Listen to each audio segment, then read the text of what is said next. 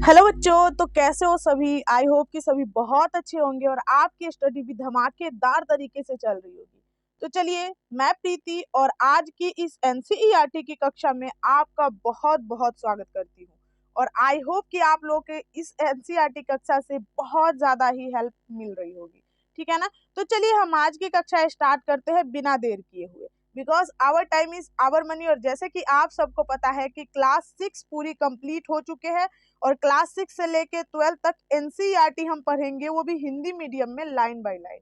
ठीक है ना। और जिसमें क्लास 6 हम लोगों ने कंप्लीट कर दिया है, क्लास 7 में हम लोग आ चुके हैं। और क्लास 7 में आज जो हम पढ़ने वाले वो चैप्टर नंबर 4 पढ़ने वाले हैं, यानी कि मुगल साम्राज्य के बारे में पढ़ने वाले हैं। इससे पहले हमने कल पढ़ा था चैप्टर नंबर 3 जो कि थी दिल्ली सल्तनत। वो वीडियो थोड़ी लंबी हो गई थी क्योंकि ये इंपॉर्टेंट चैप्टर है, तो इसमें आपको वीडियोस लंबी लंबी ही प्रोवाइड की जाएगी। तो आप लोगों को टेंशन नहीं लेना है, एकदम निश्चित रूप से लाइन बाय लाइन एनसीईआरटी पढ़ लेना है, क्योंकि आप सभी को अच्छी तरीके से जानकारी है कि पीटी की जान एनसीईआरटी है। और जब तक आप एनसीईआरटी कंप्लीट नहीं करोगे आपका पीटी कंप्लीट नहीं होगा। ठीक है ना। तो आप लोग एनसीईआरटी से कोई रिस्क नहीं लेना, कोई कुछ मत करना। एक बार, दो बार, तीन बार, जितने बार हो सके आप लोग अच्छी तरीके से याद कर लेना। खासकर आप लोग को ये बता दो कि पहली बार में जब हम रीडिंग करते हैं तो हमें उतनी अच्छे से समझ में नहीं आती है, तो उसी को हेल्पफुल और उसी को आसान बनाने के लिए मैं वीडियोस आप लोग को प्रोवाइड करती हूँ। यहाँ मैं लाइन बाय लाइन पढ़ के आप लोग को सुनाती हूँ, उसको हम कंसेप्ट को हम समझाती हूँ, ताकि जब भी आप अपने से बुक पढ़ो तो आपको मेरी लैंग्वेज याद आ जाए, आपको जो मैंने बताया था वो याद आ जाए और आपको पढ़ने में आसानी लगे।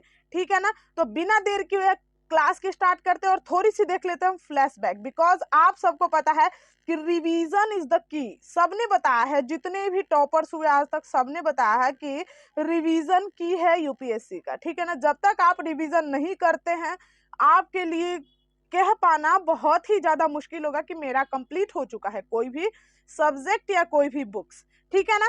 तो चलिए हम लोग एक बार रिवीजन कर लेते हैं पिछले का कि हमने कल क्या क्या पढ़ा था। तो कल जो दोस्तों हमने पढ़ा था वो पढ़ा था दिल्ली सल्तनत की चैप्टर 3 में। ठीक है ना।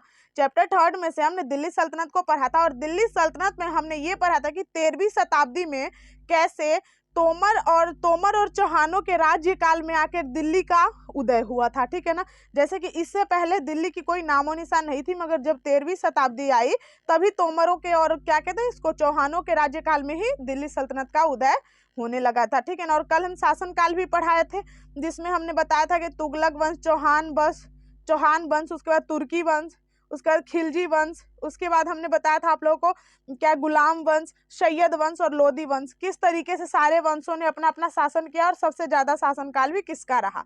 ठीक है ना। उसके बाद हम लोगों ने ये भी पढ़ा था कि दिल्ली सल्तनत के बारे में हमें जानकारी कैसे मिलती है, कौन कौन से साक्ष्य है, जिसमें अभिलेखों के बारे में पढ़ा था, शासकों के जो दरबारी हुआ करते थे उनके बारे में पढ़ा था, एक न्याय चक्र के बारे में भी हमने पढ़ा था जिसका नाम था फख ए मुदग्गिर। ठीक है ना। इसके बारे में हम लोगों ने कल पढ़ लिया था। और साथ में जो इल्तुतमिश की बेटी थी रजिया, उसके बारे में भी हम लोगों ने क्या किया था, पढ़ लिया था कि वो एक शासिका के रूप में उभरी थी, मगर उन्हीं की एक गुरु जिनका नाम था मिन्हाज ए सिराज, उन्होंने क्या कहा कि योग्य भी है और क्या कहते हैं इसको, इसके अंदर क्षमता भी है, मगर यह पुरुष नहीं है, इसीलिए ये असफल है। ठीक है ना। हम इसको शासन की गद्दी प्रोवाइड नहीं करवाएंगे और हम उतना खुश नहीं है इनके शासन से, सिर्फ और सिर्फ वो स्त्री है इसीलिए। ठीक है ना। तो इतना हम लोगों ने कल पढ़ लिया था। और तुगलक के और खिलजी के बारे में भी हम लोगों ने पढ़ लिया था। साथ में 2 कर की व्यवस्था भी पढ़ी थी हमने कि किस तरीके से खराज कर ली जाती थी और किस तरीके से बेट्टी कर ली जाती थी। ठीक है ना। उसके बाद हम बात करें तो अलाउद्दीन खिलजी और मोहम्मद बिन तुगलक, जैसे कि आप सबको मैंने कल बताया था एक कोट कि महात्मा गांधी महान थे या फिर महात्मा गांधी की स्थितियां महान थी, तो इसी प्रकार से अलाउद्दीन खिलजी महान थे या फिर मोहम्मद बिन तुगलक महान थे। दोनों ने एक ही व्यवस्था की, मगर ये इनकी क्या हो गई, हार हो गई मोहम्मद बिन तुगलक की, और यही अलाउद्दीन खिलजी का सफल हुआ। क्यों हुआ आखिर, दोनों में हमने क्या किया था, तुलना करके पढ़ा था। ठीक है ना। आई होप कि कल की क्लास आप लोग को काफी हेल्पफुल भी लगी होगी और अच्छी तरीके से समझ में भी आई होगी। तो चलिए आज की क्लास को हम स्टार्ट करते हैं बिना देर के हुए, जो कि है चैप्टर नंबर 4। और चैप्टर नंबर 4 में हमें ये पढ़ना है कि मुगल साम्राज्य के बारे में, किस तरीके से मुगल साम्राज्य का उदय हुआ, किस तरीके से मतलब मुगल कौन थे, मुगल कहाँ से आए थे, मुगल किनकी मतलब वंशज थे। ठीक है ना। पूरे मुगल की जानकारी आज हम लेंगे, जहां तक कि 7 क्लास में दी हुई है। सेवन क्लास में हम अभी, तो 7 के हिसाब से पढ़ेंगे, आगे जो ही हम बढ़ेंगे आगे के हिसाब से पढ़ना शुरू करेंगे। तो चलिए हम स्टार्ट कर लेते हैं आज की कक्षा, ठीक है ना। पहले हम लोग रीडिंग से स्टार्ट करते हैं, ठीक है। कह रहा है कि मध्यकाल में किसी भी शासक के लिए भारतीय उपमहाद्वीप जैसे बड़े क्षेत्र पर जहां लोगों एवं संस्कृतियों में इतनी विविधता हो, शासन कर पाना अत्यंत ही कठिन था।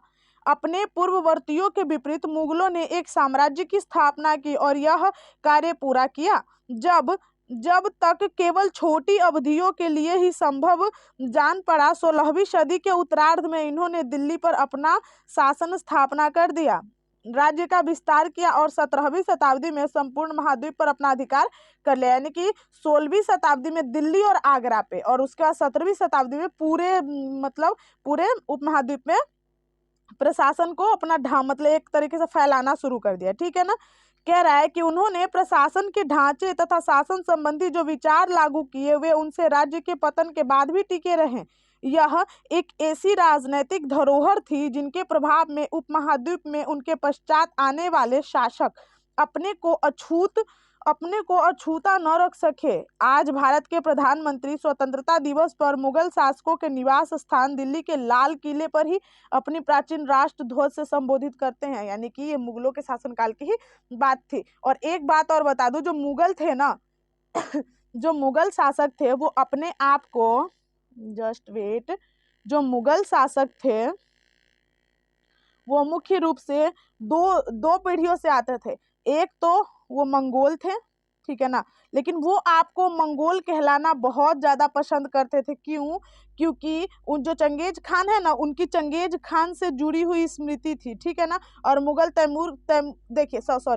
मंगोल नहीं, वो तैमूर कहलाना पसंद करते थे। एक्चुअली जो मंगोल है ना, वो नरसंहार ज्यादा हुआ था मंगोलों में, जो कि चंगेज खान की शासनकाल की बात है, ठीक है ना। बहुत ज्यादा नरसंहार होता था, इसलिए वो चाहते थे कि हम मंगोल नहीं बल्कि हम लोग क्या कहलाए, तैमूर कहलाए। क्या कहलाए? तैमूर के वंशज होने से वो लोग क्या करते थे, बहुत ज्यादा गर्व करते थे कि हम तैमूर है, क्योंकि तैमूर का वंशज काफी ज्यादा एक अच्छी वंशज थी, ठीक है ना। उसके बाद बाबर ने प्रमुख अभियान किए, इसके बारे में हमें पढ़ना है। तो चलिए पहले हम रीडिंग कर लेते हैं, उसके बाद हम आप लोग कंसेप्ट बताएंगे। यही है दिल्ली का लाल किला की परिसर, ठीक है ना।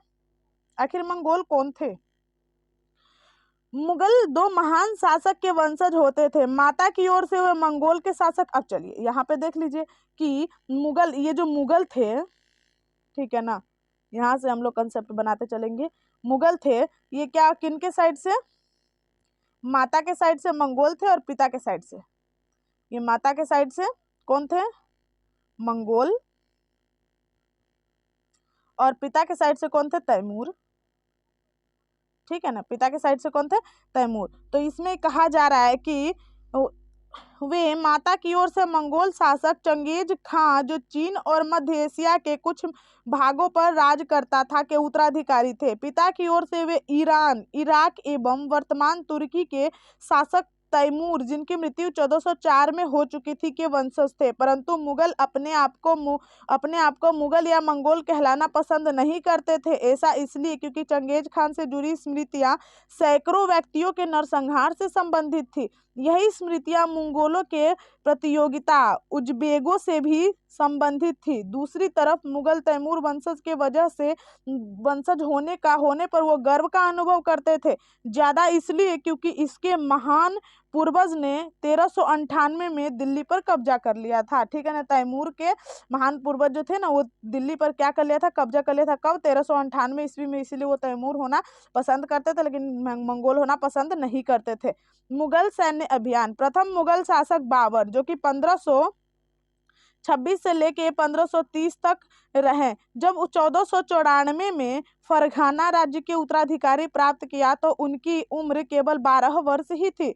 मंगोलों की दूसरी शाखा उज्बेगों के आक्रमण के कारण उनकी अपनी पैतृक गद्दी छोड़नी पड़ी। अनेक वर्षों तक भटकने के बाद 1504 में काबुल पर कब्जा कर लिया। उसने 1526 में दिल्ली के सुल्तान इब्राहिम लोदी को पानीपत में हराया और दिल्ली और आगरा को अपने कब्जे में ले लिया। किसके बारे में कहा जा रहा है? बाबर के बारे में, ठीक है ना। तालिका 1 में मुगलों के प्रमुख सैन्य अभियान को दिखाया गया। हम लोगों ने देखा है कि यही है मुगल के प्रमुख सैन्य अभियान, ठीक है ना। आगे देखिए, तालिका 1 में मुगलों के प्रमुख सैन्य अभियान को दिखाया गया है। इस लंबे घटनाक्रम में कई पुनरावृत्ति ढूंढ सकते हैं। उदाहरण के लिए आप यह गौर करेंगे कि अफगान मुगल सत्ता के लिए तात्कालिक खतरा थे, यानी कि जो अफगान थे, अफगान लोग, वो मुगल सत्ता के लिए तात्कालिक खतरा थे, ठीक है ना। यहाँ से क्वेश्चन उठ जाता है कि मुगल सत्ता के लिए तात्कालिक खतरा कौन थे, तो वो थे अफगान, ठीक है ना। अफगान ही थे जो मुगल सत्ता के लिए तात्कालिक खतरा बने हुए थे, ठीक है ना।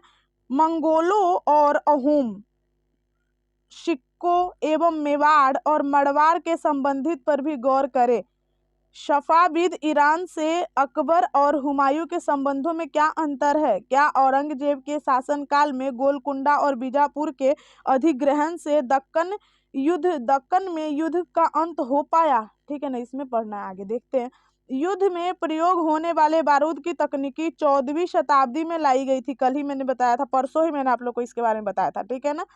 आग्नेय शास्त्रों के लिए इसका प्रयोग सबसे पहले गुजरात, मालवा और दक्कन जैसे प्रदेशों में हुआ। आरंभिक 16वीं शताब्दी के बाद सदी में बाबर द्वारा इसका भी प्रयोग किया गया। किसका? तो बारूद का, ठीक है ना। दोस्तों, अगर वीडियो आप लोग को अच्छी लग रही होगी तो एक बार लाइक जरूर कर दीजिएगा, ताकि हमें ये पता चले कि हाँ, मेरा पढ़ाया हुआ आप लोग को पसंद आ रहा है और आप लोग के लिए हेल्पफुल हो रहा है, ठीक है ना। तो मैं और ज़्यादा आप लोग को वीडियोस प्रोवाइड करवाने की कोशिश करूंगी जो कि आप लोग के लिए काफ़ी ज़्यादा हेल्पफुल हो। और चैनल को सब्सक्राइब करना बिल्कुल भी मत भूलिएगा, क्योंकि ये जो भी वीडियोस मैं आप लोग को प्रोवाइड करवा रही हूँ, मुझे पता है कि फ्यूचर में आप लोग के लिए बहुत ज़्यादा हेल्पफुल होने वाली है, ठीक है ना। बाबर 1526 से 1530 ने क्या किया था? 1526 में पानीपत के दौरान में इब्राहिम लोदी एवं उसके अफगान समर्थकों को उसने हरा दिया था। 1527 में खानुवा में राणा सांगा राजपूत राजाओं और उनके समर्थकों को हरा दिया था। 1528 में चंदेरी में राजपूतों को हराया और अपनी मृत्यु से पहले दिल्ली और आगरा में मुगल नियंत्रण स्थापित कर लिया। किसने? बाबर ने। क्या किया? 1526 में भी उसने किया और 1527 में भी किया। क्या कहते हैं? 1527 में भी किया और 1528 में भी किया। तो 1526 में उसने क्या किया कि पानीपत में इब्राहिम लोदी को एवं उसके अफगान समर्थकों को हरा दिया। और 1527 में क्यों? राणा सांगा और राजपूत राजाओं को भी मतलब समर्थकों को हरा दिया, ठीक है ना। उसके बाद 1527 में चंदेरी को भी हरा दिया और 1528 में ही उसने क्या किया कि आगरा के साथ साथ दिल्ली पर भी अपना कब्जा जमा लिया था, ठीक है ना। हुमायूं ने अपने पिता की वसीयत के अनुसार जायदाद में बंटवारा किया। उन्होंने प्रत्येक भाई को एक प्रांत प्रोवाइड किया। उसके भाई मिर्जा कामरान के महत्वाकांक्षाओं के कारण हुमायूं अपने अफगान प्रतिद्वंदियों के सामने फीका पड़ गया। शेर खान ने हुमायूं को 2 बार हराया, 1539 में चौसा में और 1540 में कनौज में। इन पराजयों के कारण उसे ईरान से भागने पर बाध्य कर दिया। वो ईरान से भाग गया था, ठीक है ना। ईरान में हुमायूं ने सफाविद शाह की मदद ली। उसने 1555 में दिल्ली पर पुनः कब्जा किया, परंतु उसने उसके अगले वर्ष उसकी क्या हो गई? मृत्यु हो गई। उसने गया और वहां के सफाविद जो शासक थे उसकी क्या की? मदद ली। और यहाँ पे अच्छा एक बात बताइए, ये चित्र किनकी है? आप लोग बता सकते हैं क्या कि किसकी चित्र है ये? ठीक है ना, मैं ही बता देती हूँ, अकबर की है, ठीक है ना। आगे देख लीजिए, अकबर 13 वर्ष की अल्प आयु में अकबर सम्राट बना। उनके शासनकाल की 3 अवधियों में विभाजित किया जाता है। 1556 से लेके 15, यानी कि अकबर की शासनकाल को कितने अवधि में? चलिए हम लोग भी देख लेते हैं, ठीक है ना।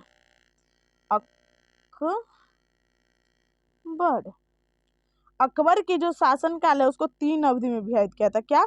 1556 से लेके और 1570, ठीक है ना।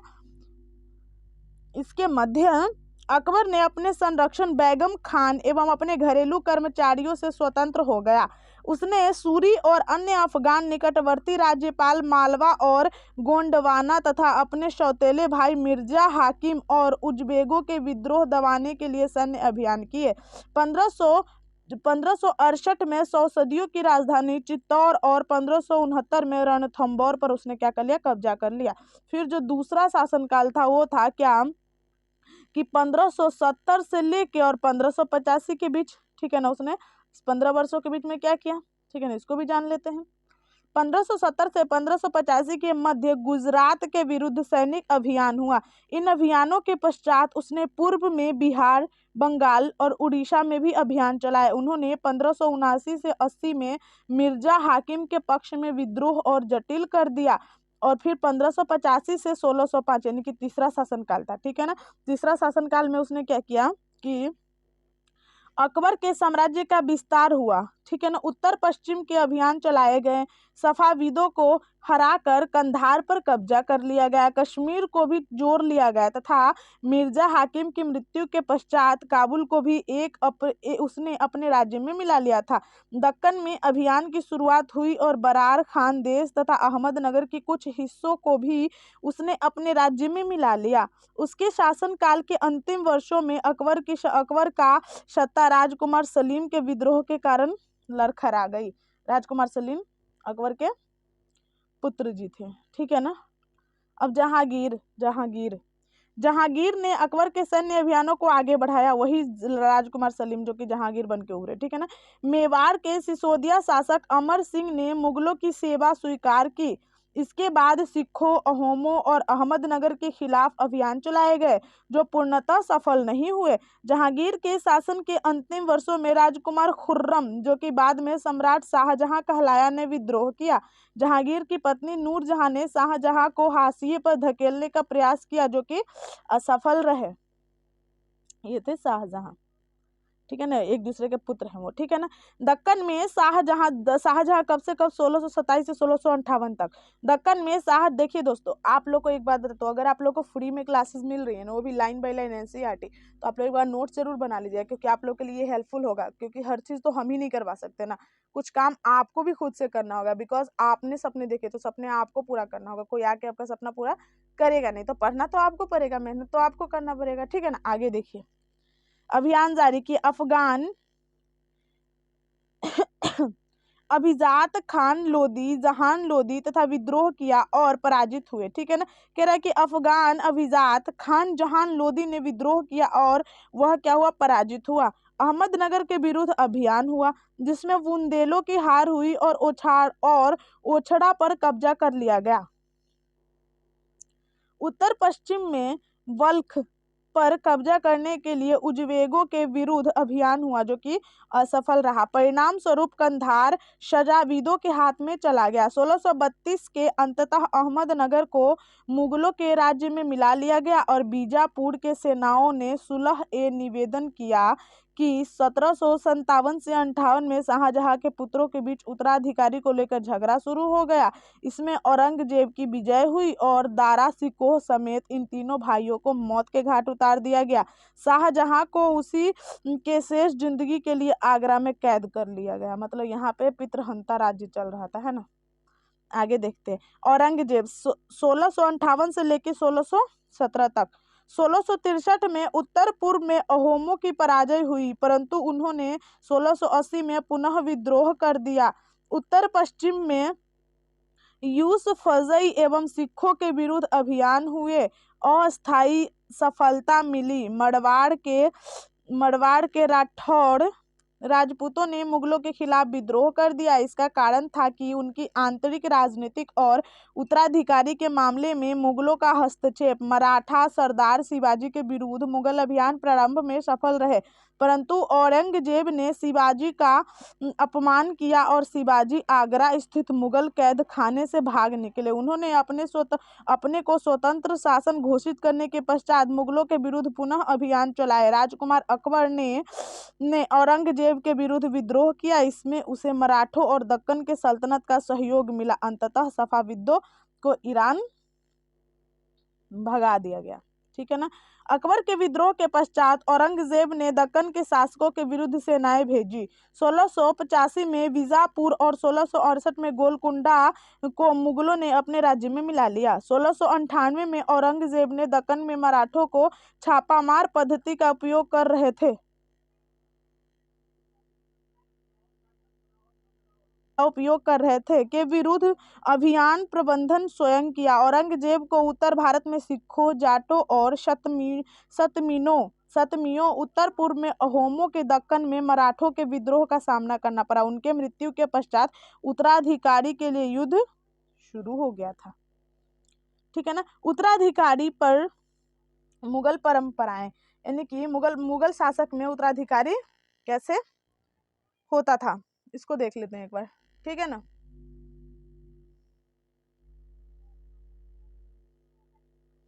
देखिए, मुगल ज्येष्ठाधिकार नियम में विश्वास नहीं रखता था, यानी कि वो लोग क्या करते, ये नहीं सोचते थे कि अगर ये पिता है और इस बड़े भाई है तो इनको ही शासन इनके बाद होगा, तो वो लोग विश्वास नहीं करते थे। ज्येष्ठ पुत्र अपने पिता के राज्य के उत्तराधिकार होता था। इसके विपरीत उत्तराधिकारी में वे सहदाय की मुगल और तैमूर वंशों की प्रथा अपनाते थे, जिसमें उत्तराधिकारी का विभाजन समस्त पुत्रों में कर दिया जाता था। तालिका 1 में दिए गए रंगीन उदाहरणों को पढ़िए और मुगल राजकुमारों के विद्रोहों से जुड़े प्रमाणों को गौर कीजिए, अभी जो हम लोगों ने पढ़ा। आपके अनुसार उत्तराधिकारी का कौन सा तरीका था? ज्येष्ठाधिकार तो था नहीं, उसमें क्या होता था, एक पुत्र हुआ तो सब में क्या किया था, देख रहे थे आप लोग, बांट दिया जाता था, जिसमें एक ने क्या किया, तीनों को मार के अपना पूरा सत्ता ले लिया था। ठीक है ना। अब इसको थोड़ा सा देख लेते हैं। पटना 1574 में मुगल साम्राज्य के अधीन हुआ। यहाँ पे बंगाल हुआ, यहाँ पे क्या हुआ, गोलकुंडा, अहमदनगर, बरार, रणथंबोर, अजमेर, चित्तौड़, सिंध, गुजरात, उसका श्रीनगर है, लाहौर है, पंजाब है, ये सब नहीं हुआ था। कश्मीर है, काबुल है, कंधार है, इलाहाबाद है, मथुरा है, आगरा है, फतेहपुर सीकरी है, उसके बाद दिल्ली है, पानीपत है, यहाँ पे गोंडवाना है। ठीक है ना। अकबर के शासन 1605 के दौरान का ये चित्र दिखाया गया है। ठीक है ना। यहाँ पे उनका शासन चल रहा था। राजपूतों के साथ मुगलों की शादियां। जहांगीर की माँ कच्छवा की राजकुमारी थी। वह अंबर वर्तमान जयपुर के राजपूतों की शासक की पुत्री थी।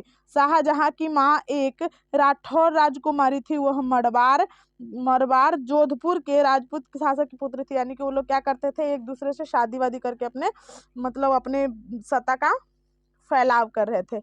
मुगलों के अन्य शासकों के साथ संबंध।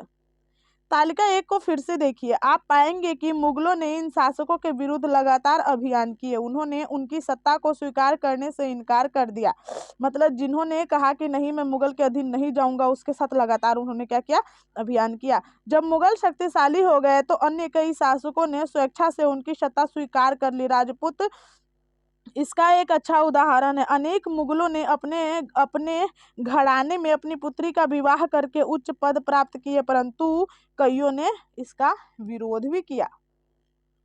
मेवाड़ की सिसोदिया राजपूत लंबे समय तक मुगलों की सत्ता को स्वीकार करने से इनकार करते रहे, परंतु जब वे हारे तो मुगलों ने उनके साथ सम्माननीय व्यवहार किया और उन्हें उनकी जागीरें यानी कि वतन जागीर के रूप में वापस कर दी। पराजित करने परंतु अपमानित करने के बीच सावधानी से बनाए गए संतुलन की वजह से मुगल भारत के अनेक शासकों और सरदारों पर अपना प्रभाव बढ़ा लिए थे। ठीक है ना। परंतु इस संतुलन को हमेशा बरकरार रखना कठिन था। एक बार फिर तालिका 1 को देखिए और गौर करें कि जब शिवाजी मुगल सत्ता स्वीकार करने आए तो औरंगजेब ने उनका अपमान किया और इनका अपमान का परिणाम क्या हुआ। देखिए, सबसे पहले आप लोग को ये बता दें कि जो मतलब ये क्या करते थे, अभियान फैला देते कि आप अगर यहाँ पे कोई राजा हो, आप राजा हो, आप राजा हो, ये मुगल है तो इसका स्वाधीनता आप लोग क्या करो, स्वीकार करो कि आप मेरे अधीन में रहोगे, आप मेरे लिए काम करोगे। ठीक है ना। तो औरों ने क्या किया कि स्वीकार कर लिया कि ठीक है हम करेंगे, लेकिन इन्होंने एक मेवाड़ राजपूत थे जिन्होंने क्या किया, बार बार अभियान चलाते रहे कि नहीं नहीं नहीं नहीं नहीं। ठीक है ना। फिर बाद में क्या हुआ, मुगलों के पास तो इतनी सत्ता आ गई थी, शक्तियां आ गई थी, फिर इन्होंने क्या किया, आक्रमण कर जब इसको हरा दिया तो हराने के बाद भी इसके साथ गलत व्यवहार नहीं किया, बल्कि इसका जो सामान था, इसका जो भी प्रोडक्ट इसके पास थे, जो भी धन इसके पास था, इसको इसने ले लिया और फिर वापस कर दिया उसी सम्मान के साथ, मगर जागीर के रूप में कि अब ये आपका नहीं, अब ये क्या रहा, मेरा रहा, लेकिन मैंने आपको दिया जागीर के रूप में। समझ गए ना। जागीर मतलब समझ गए ना कि धन उसका, लेकिन उसको क्या मिला है, जागीर के रूप में मतलब मिला है उनको। ठीक है ना। कह रहा है मनसबदार तथा जागीरदार आखिर होता क्या था। और सबसे पहले बाबर के अभियान में हमने कुछ और देखा। बाबर के अभियान में थोड़ा सा एक देख लेते हैं, एक सेकंड रुक जाए, बाबर के अभियान को एक नजर देख लेते हैं हम लोग। ठीक है ना। क्योंकि यहाँ से क्वेश्चन उठ जाता है, काफी सारे एग्जाम्स में यहाँ से क्वेश्चन पूछे गए हैं, तो उसको छोड़ना हमारे लिए क्या है, अच्छी बात नहीं है। जो बाबर ने जो युद्ध किया था बच्चों, बाबर ने जो अभियान किया था वो पानीपत का जो अभियान किया था, पानीपत, वो था 1526 में, ठीक है ना। और खानवा का जो किया था वो 1527 में, ठीक है ना, 1527 में। और वही जो चंदेड़ी का युद्ध किया था वो किया था 1528 में। यानी कि पानी पियो, खाना खाओ और क्या करो, चंदा वसूली करो, ठीक है ना। पानी पी के खाना खा लो और चंदा वसूलने चल दो, ठीक है ना। तो यही याद रख लेना आप लोग, बाबर का अभियान था तीनों, ठीक है ना। तो आई होप कि ये आप लोग को समझ में आ गई होगी, ठीक है ना। यहाँ पे मैं सही से लिख नहीं पा रही हूँ, लेकिन नोट्स आप लोग को बनाना जरूर है, ठीक है ना। देखते सबसे अच्छा नोट्स कौन बनाता है। आप लोग एक काम करना, मुझे एक बार सेंड करना अपना नोट्स, ठीक है ना। देखते आखिर आप लोगों में नोट्स बनाने की कला है या नहीं है अच्छी तरीके से, ठीक है ना। और कुछ और बता दे, एक और बात बता दे, तो सबसे पहले मनसबदार और जागीरदार होता क्या था, ठीक है ना। कह रहा है कि सामाजिक समूह के सदस्यों को प्रशासन में नियुक्त करता था वो मनसबदार होता था। और प्रारंभ में तुर्की थे, मगर बाद में सभी समूह आए, जैसे मुस्लिम लोग, हिंदू लोग, मराठा लोग, ठीक है ना। सबसे पहले आपको बता दूं कि मनसब होता था, उसका एक सरकारी हैसियत होता था, जिनको वेतन पर रखा जाता था। और ये क्या होता था, उत्तरदायित्व उनका होता था कि हाँ वो काम करे सरकारी सेना के रूप में, ठीक है ना। और वो होते क्या थे एक्चुअली में, सेना, ठीक है ना। तो इतनी तो आप लोग को समझ में आ गई होगी। तो मनसबदार और जागीरदार, नेक्स्ट स्लाइड हमारा यही है, ठीक है ना। मनसबदार और जागीरदार, सबसे पहले हम जान लेते हैं कि आखिर मनसबदार होता क्या था। क्या बोला मैंने, मनसबदार, यह एक प्रकार की सेना हुआ करते थे, ठीक है ना। और कुछ नहीं, जो कि वेतन पे काम करता था। आगे देख लेते, हम पढ़ लेते हैं, हमें समझ में आ जाएगी, ठीक है ना। जैसे जैसे साम्राज्य में विभिन्न क्षेत्र सम्मिलित होते गए, वैसे वैसे मुगलों ने तरह तरह के सामाजिक समूहों के सदस्यों को प्रशासन में नियुक्त करना आरंभ कर दिया। शुरू शुरू में ज्यादातर सरदार तुर्की थे, लेकिन अब इस छोटे समूह के साथ साथ उन्होंने शासक वर्ग में ईरानियों, भारतीयों, मुसलमानों, अफगानों, राजपूतों, मराठाओं तथा अन्य समूह भी सम्मिलित हो गए। मुगलों की सेवा में आने वाले नौकरशाही मनसबदार कहलाता था। यानी कि सबसे पहले इसमें कौन था मनसबदार में, तुर्की लोग थे, तुर्की के अलावा कोई नहीं आता था। मगर बाद में फिर धीरे धीरे सारे लोग आने लगे, और वो क्या कहता, नौकरशाही एक होता था, जिसको हम लोग क्या कहते थे, मनसब कहते थे। मनसबदार शब्द प्रयोग ऐसे व्यक्ति के लिए होता था जिन्हें कोई मनसब यानी कि कोई सरकारी हैसियत अथवा पद मिलता था, ठीक है ना। यह मुगलों द्वारा चलाई गई श्रेणी व्यवस्था थी, जिनके जरिए वेतन, सैन्य उत्तरदायित्व का निर्धारण किया जाता था, ठीक है ना। पद और वेतन के निर्धारण की जाती थी, संख्या पर निर्भर रहता था। जात की संख्या जितनी होती थी, दरबार में अभिजात की प्रतिष्ठा उतनी ही बढ़ जाती थी, और उसका वेतन भी उतना ही। मतलब सिंपल भाषा में समझा जाता, उनकी कास्ट की जितनी ज्यादा मात्रा में जनसंख्या थी, उतना ज्यादा मात्रा में उनको इज्जत मिला करता था, ठीक है ना। जात और श्रेणियां, 5000 जात वाले अभिजात की दर्जा 1000 जात वाले अभिजात से ऊंचा था। अकबर के शासनकाल में 29 ऐसे मनसब थे जो 5000 जात की पदों पर थे। वे औरंगजेब के शासनकाल तक ऐसे मनसबों की संख्या 79 हो गई। क्या अर्थ है, यह क्या हुआ होगा, राज्य का खर्चा बढ़ गया था, ठीक है ना। 29 ऐसे थे जिनकी जात की संख्या क्या थी, 5000 से ऊपर थी। जो सैन्य उत्तरदायित्व मनसबदारों को सौंप दिए जाते थे, उन्हीं के अनुसार उन्हें घुड़सवार भी करना रखने पड़ते थे। मनसबदार अपने सवारों को निरीक्षण के लिए लाते थे। वे अपने सैनिकों और घोड़े को दगवाते थे और सैनिकों का पंजीकरण करवाते थे। इन कार्यवाहियों के बाद ही उन्हें सैनिकों का वेतन भी देने के लिए धन मिला करता था। मनसबदार अपना वेतन राजस्व से एकत्रित करने वाले भूमि के रूप में पाते थे। जागीर कहते थे, जो कि तकरीबन इक्ताओं के समान थी। अब एक बात बताइए, कल मैंने आप लोग को इक्ता और मुक्ति पढ़ा रखा था, याद है ना। इक्ता मुक्ति मत भूलिएगा, ठीक है ना, क्योंकि यहाँ से क्वेश्चन पूछा गया है। परंतु मनसबदार मुक्तियों से भिन्न अपने जागीरों पर नहीं रहते थे, और न ही उनकी प्रशासन करते थे। उनके पास अपनी जागीरों से केवल राजस्व एकत्रित करने का अधिकार था। यह राजस्व उनके नौकर के लिए एकत्रित किए जाते थे, जबकि वे स्वयं देश के किसी भी अन्य भाग में सेवारत रहते थे। मतलब उस एकता से मुक्ति से थोड़ा सा डिफरेंस था, क्योंकि वो लोग जहाँ एकता होता था वहीं मुक्ति भी रहता था, और उस पर पूरी तरीके से शासन करता था, राजस्व लेता था अपने लिए, और वो खुद किसी सेवा में कार्यरत नहीं रहता था। मगर यहाँ पे क्या है, थोड़ा सा डिफरेंस है कि ये अपने और दूसरे सेवा में कार्यरत, और इसके नौकरों के लिए यहाँ से कर वसूली हो रहा है, मगर ये यहीं पे नहीं है, एकता में नहीं रह रहा है, ये कहीं बाहर भी रह के अपना खर्च चला रहा है, ठीक है ना, ये कहानी था। अकबर के शासन काल में इन जागीरों को सावधानी पूर्वक आकलन किया गया था ताकि इनके राजस्व मनसबदार के वेतन के तकरीबन बराबर रहे। औरंगजेब के शासनकाल तक पहुंचते पहुंचते स्थिति बदल गई। अब प्राप्त राजस्व मनसबदार के वेतन से बहुत कम था। मनसबदार की संख्या भी अत्यधिक में वृद्धि हुई, जिनके कारण उन्हें जागीर मिलने से पहले एक लंबा इंतजार भी करना पड़ता था। इन सभी कारणों से जागीरों की संख्या में कमी हो गई और फलस्वरूप कई जागीरदार जागीर रहने पर यह कोशिश करते थे कि वे जितना राजस्व वसूल कर सके कर ले। अपने शासनकाल के अंतिम वर्षों में औरंगजेब ने इन परिवर्तनों पर नियंत्रण नहीं रख पाया।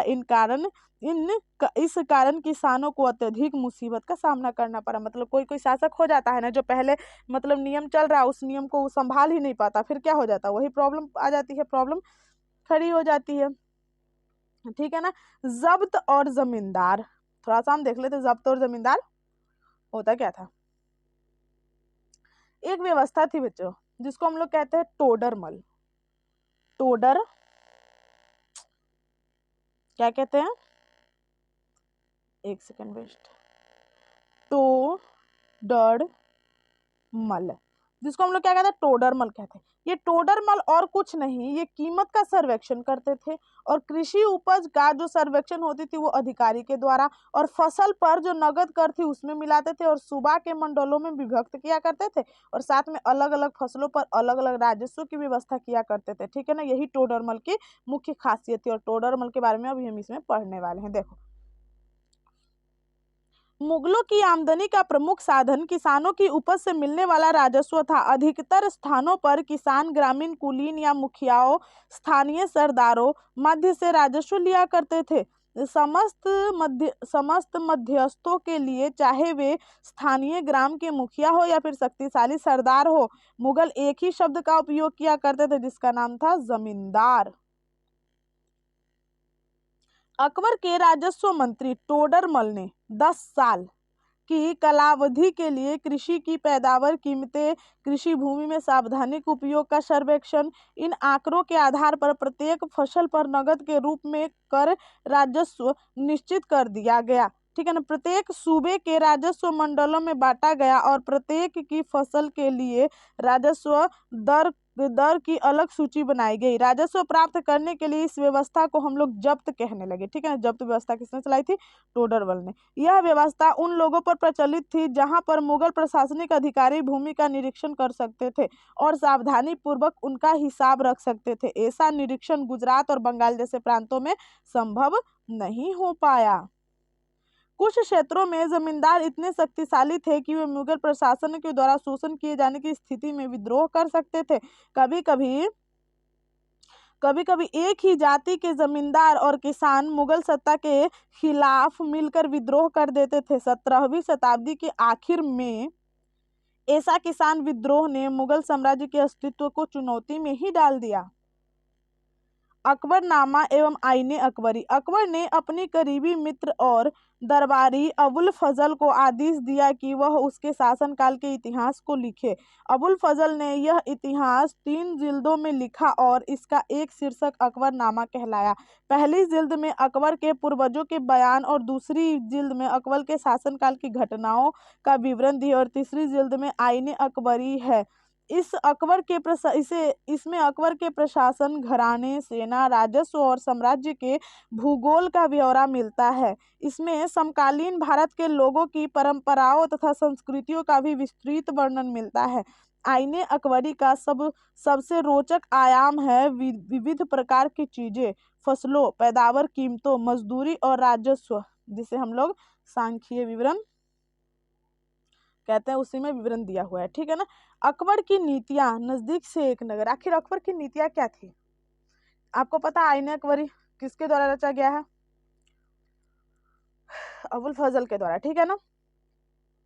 प्रशासन के मुख्य अभिलक्षण अकबर ने निर्धारित किए थे और उनका विस्तृत वर्णन अबुल फजल के अकबरनामा से, विशेषकर आईने अकबरी से मिला है। अबुल फजल के अनुसार साम्राज्य कई प्रांतों में बटा हुआ था। जिन्हें सूबा कहा जाता था। सूबों के प्रशासन सूबेदार कहलाते थे, जो कि राजनैतिक तथा सैनिक दोनों ही प्रकार के कार्यों का निर्वाह किया करते थे। प्रत्येक प्रांत में एक वित्तीय अधिकारी भी होता था, जिसे हम लोग दीवान कहते थे। देखिए यहाँ पे कुछ निकल रहा है जो कि आप लोग को लिख लेना है, ठीक है ना, हम बताएंगे, रुको। कानून और व्यवस्था बनाए रखने के लिए सूबेदार को अन्य अफसरों की भी सहयोग लेना पड़ता था, जैसा कि बख्शी जो कि सैनिक वेतनाधिकारी होते थे, सदर जो कि धार्मिक व धर्मार्थ किए जाने वाले कार्यों के मंत्री होते थे, फौजदार जिसे हम लोग सेना नायक कहते थे, और कोतवाल जो कि नगर का पुलिस अधिकारी हुआ करता था। इसको थोड़ा सा हम लोग लिख लेते हैं, देखिए ये इंपॉर्टेंट है, ठीक है ना। क्या अधिकारी वर्ग कौन से होते थे? सबसे पहले दीवान के बारे में बताया, ठीक है ना। और जो दीवान हुआ करते थे बच्चों, वो दीवान और कुछ नहीं मगर ये वित्तीय अधिकारी हुआ करते थे। क्या हुआ करते थे? वित्तीय अधिकारी, ठीक है ना, इतना याद रख लीजिएगा। दीवान के बाद यहाँ पे बात की बख्शी की। किसकी? बख्शी की बात की। जो बख्शी होती थी बच्चों, वो सैनिक होती थी, ठीक है ना।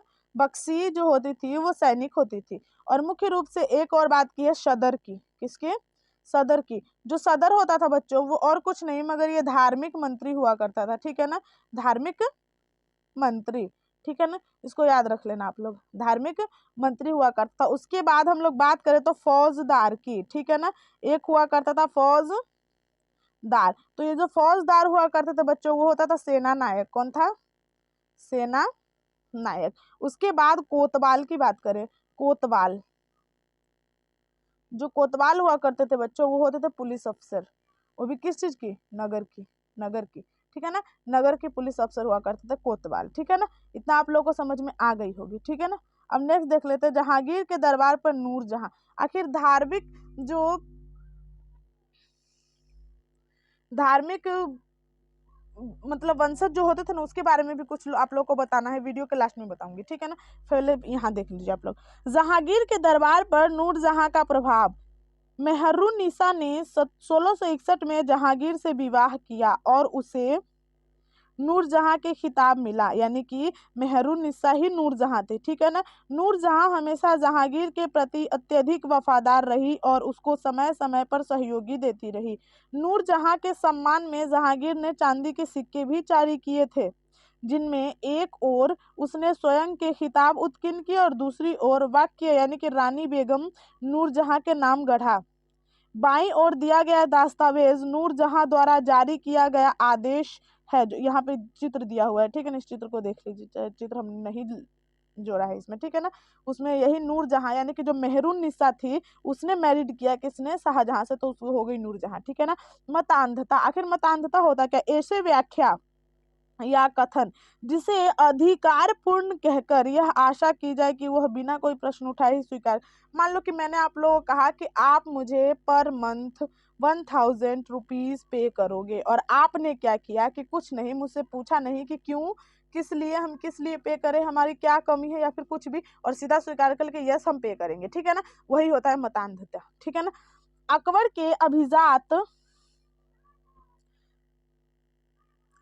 के अभिजात बड़ी सेनाओं का संचालन करते थे और बड़ी मात्रा में वे राजस्व के खर्चे कर सकते थे। जब तक वे वफादार रहे, साम्राज्य का कार्य सफलतापूर्वक चलता रहा, परंतु 17वीं सदी के अंत तक कई अभिजातों ने अपने आप को स्वतंत्र ताने बने बुन लिए थे। साम्राज्य के प्रति उनकी वफादारी उनके निजी हितों के कारण कमजोर पड़ गई, और बेचारा जो शासक होते थे वो बोलते भी नहीं थे, क्योंकि उनको पता था कि अगर बोलेंगे तो हमारा ही उसमें घाटा है।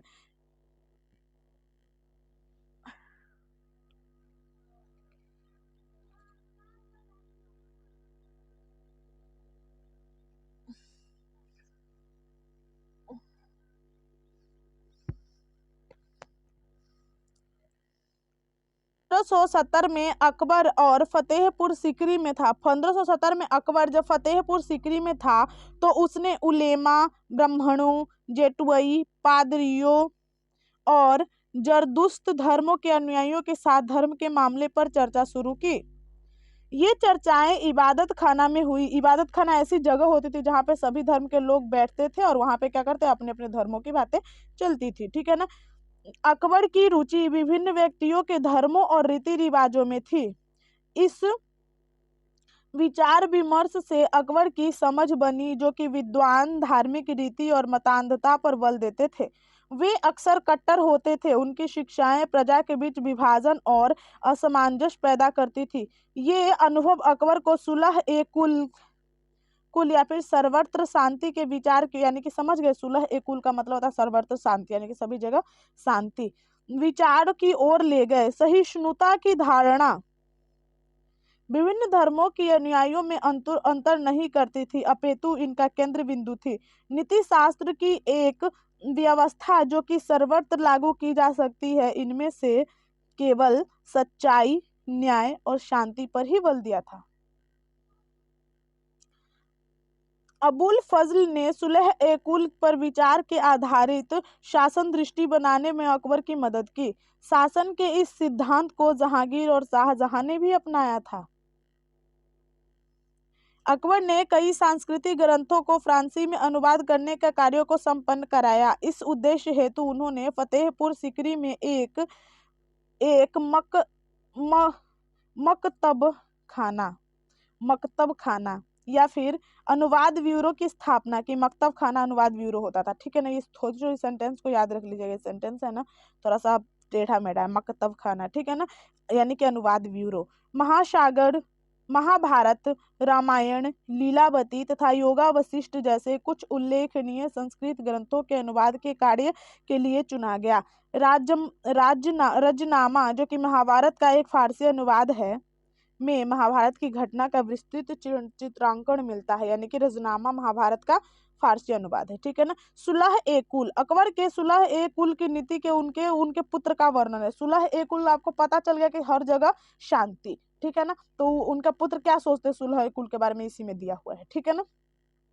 17वीं शताब्दी में और उसके पश्चात में मुगल साम्राज्य की प्रशासनिक एवं सैनिक कुशलता के फलस्वरूप आर्थिक और वाणिज्यिक समृद्धि में वृद्धि हुई। विदेशी यात्रियों ने इसे वैसे धनी देश बताया था जैसे कि किस्सों कहानियों में वर्णित होती है, परंतु यही यात्री इसी प्रचुरता के साथ मिलने वाली दरिद्रता को देखकर विस्मित रह गए। सामाजिक असमानताएं साफ दिखाई पड़ती थी। शाहजहां के शासनकाल में 20वें वर्ष के दस्तावेज से हमें पता चलता है कि ऐसे मनसबदार जिनको उच्चतम पद प्राप्त था कुल 8000 से 545 ही थे। कुल मनसबदारों की एक छोटी सी संख्या 5.6% को ही साम्राज्य की अनुमत राजस्व 61.5% स्वयं उसने व उनको सवारों के रूप में वेतन दिया जाता था। यानी कि ये क्या है, एक प्रकार से सामाजिक भेदभाव है, ठीक है ना। मुगल साम्राज्य और उनके मनसबदार अपनी आय का बहुत बड़ा भाग वेतन और वस्तुओं पर लगा देते थे। इस खर्चे से शिल्पकारों और किसानों को भी लाभ होता था, चूंकि वे वस्तुओं और फल और फसल की पूर्ति करते थे, परंतु राजस्व का भार इतना था कि प्राथमिक उत्पादकों, किसान और शिल्पकारों के पास निवेश के लिए बहुत कम धन बचता था। उसमें से जो बहुत गरीब थे मुश्किल से ही पेट भर पाते थे। वे उत्पादन शक्ति बढ़ाने के लिए अतिरिक्त संसाधनों में, औजारों और अन्य वस्तुओं में निवेश करने से भी सोच नहीं पाते थे। ऐसी अर्थव्यवस्था में ज्यादा धनी किसान, शिल्पकार एवं समूह व्यापारी महाजन ज्यादा लाभ उठा पाते थे, क्योंकि जिनके पास खाने के लिए नहीं है वो बेचारा ऐसा सोच सकते हैं कि हम चलो अपने खेती में और वृद्धि करते हैं। वो लोग सोचेंगे कि चलो हमारा तो खुद का पेट भरी नहीं, जितना हम कमा रहे हैं उससे ज्यादा तो हमसे ले जा रहा है छीन के, तो वो बेचारा और भी फसल को, मतलब समझो तो वो खुद नहीं चाहेंगे कि हमारा फसल ग्रो हो। मुगलों के कुलीन वर्ग के हाथ में बहुत धन और संसाधन हुआ करता था, जिनके कारण 17वीं शताब्दी के अंत वर्षों में अत्यधिक शक्तिशाली हो गए। जैसे जैसे मुगल साम्राज्य की सत्ता पतन की ओर बढ़ती है, वैसे वैसे विभिन्न क्षेत्रों में सम्राट के सेवक स्वयं ही सत्ता के शक्तिशाली केंद्र बनने लगे। इनमें से कुछ ने नए नए वंश स्थापित किए और हैदराबाद, अवध जैसे प्रांतों में अपना नियंत्रण जमाया। यद्यपि वे दिल्ली के मुगल सम्राट के स्वामी के रूप में मान्यता दे रहे थे, तथापि 18वीं शताब्दी के साम्राज्य में कई प्रांतें तथा स्वतंत्र स्वतंत्र राजनीतिक पहचान बना चुकी थी। इसके बारे में आप 10वें अध्याय में विस्तार से चर्चा करेंगे। 10वें अध्याय में करेंगे तो हम 10वें अध्याय में ही पढ़ेंगे। राजा और रानियां। 16वीं सदी में मुगल के लगभग समकालीन संसार के विभिन्न भागों में कई महान राजा रानियां थे। इनमें से ऑटोमन तुर्की के सुल्तान सुलेमान, देखिए यहाँ से आपसे पूछा जा सकता है कि मतलब मुगलों के समकालीन कौन थे, ठीक है ना। तो ये जो टॉपिक है ना आप लोगों के लिए मोस्ट इंपॉर्टेंट प्रूफ होने वाला है, ठीक है ना, देख लीजिए। ऑटोमन के सुल्तान सुलेमान जो कि 1520 से 1566 तक शामिल थे। उनके राजा ऑटोमन राज्य का विस्तार यूरोप की ओर हुआ। उसने हंगरी को अपने राज्य के साथ मिला लिया और ऑस्ट्रिया को घेर लिया। उसकी फौजों ने बगदाद और इराक भी हथिया लिया। मोरक्को तक उत्तरी बहुत सा हिस्सा ऑटोमन सत्ता के मानना था। सुलेमान ने ऑटोमन नौसेना का पुनर्गठन किया, ठीक है ना। पूर्व भूमध्य सागर के इलाके पर इन नौसेनों के प्रभुत्व की वजह से स्पेन के साथ उनकी प्रतिस्पर्धा हुई। अरब सागर में इन नौसेनों ने पुर्तगालियों को चुनौती दी। सम्राट को अल कानूनी विधि निर्माता का खिताब दिया गया क्योंकि उसके शासनकाल में बड़ी संख्या में निगम कानून बनाए गए थे। इन नियमों का लक्ष्य था कि बढ़ते हुए साम्राज्य के विभिन्न क्षेत्रों को ध्यान में रखते हुए प्रशासनिक तरीके से माननीकरण को, ताकि किसानों का बेगार एवं भारी करों में बचाया जा सके, ठीक है ना। इस प्रकार से उनकी क्या थे, समकालीन थे ये लोग, ठीक है ना। अकबर के अन्य समकालीन शासकों के बारे में पता लगाइए। इंग्लैंड की रानी एलिजाबेथ, ईरान के सफाविद शासक अब्बास और इससे कई ज्यादा विवादग्रस्त रूसी शासक जो कि इवान चतुर्थ, मतलब इतने हैं और भी जितने हैं आप लोग पता लगाइए, उसको लिख लीजिए, ठीक है ना। और बीज शब्द के बारे में देख लेते हैं। बीज शब्द में दिया हुआ है मुगल, जो कि आप लोगों को पता है मुगल कौन थे, चंगेज भी थे और तैमूर भी थे। वो तैमूर कहलाना पसंद करते थे, चंगेज कहलाना पसंद नहीं करते थे, ठीक है ना। मंगोल कहलाना पसंद नहीं करते क्योंकि ये चंगेज खान से जुड़ी हुई थी और इसमें काफी मारकाट से जुड़ी हुई थी। और ये क्या था, दिल्ली सल्तनत पर कब 16वीं शताब्दी में उत्तराधिकार प्राप्त कर लिया था, इसलिए वो लोग तैमूर कहलाना पसंद करते थे। और मनसब आप सबको पता है कि मनसब एक ऐसे मतलब मुख्य रूप से माना जाए तो ये एक प्रकार के सरकारी हैसियत थी जिनको उत्तरदायित्व मिला हुआ था, ठीक है ना। और जागीरदार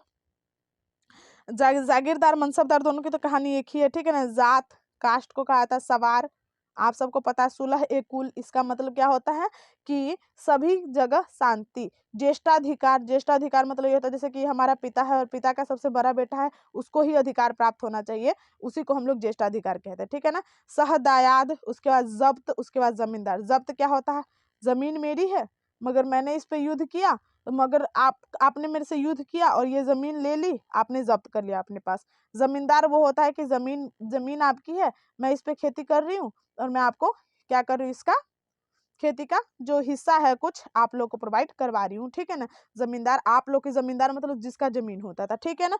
उसके बाद मिलान कीजिए, तो मिलान करने के लिए बोल रहा है क्या कि जो मंगोल, चलिए हम लोग कुछ मिला लेते हैं, ठीक है ना। नूरजहां को हम लोग कहाँ से मिलाएंगे, जहांगीर से, ठीक है ना। सौसीदिया राजपूत, चलिए हम मनसब को मिलाते हैं। मनसब को कहाँ से मिलाएंगे आप लोग, मनसब तो एक प्रकार का पद था, आप लोग को पता है, ठीक है ना। उसके बाद मंगोल सूबेदार सौसदिया राजपूत, राठौर राजपूत कहाँ के था, मेवाड़ में था ना, या मरवाड़ में था, मेवाड़ में। और ये सिसोदिया राजपूत मरवाड़ में, ठीक है ना। उसके बाद मंगोल की बात करें तो एक बच गया गवर्नर और एक बच गया क्या, सूबेदार उज्बेक होते थे क्या, सूबेदार गवर्नर एक प्रकार होते थे और मंगोल उज्बेक। कुछ गलत हो रही है इसमें, गलत क्या हो रही है आप लोग को बताना है, ठीक है ना।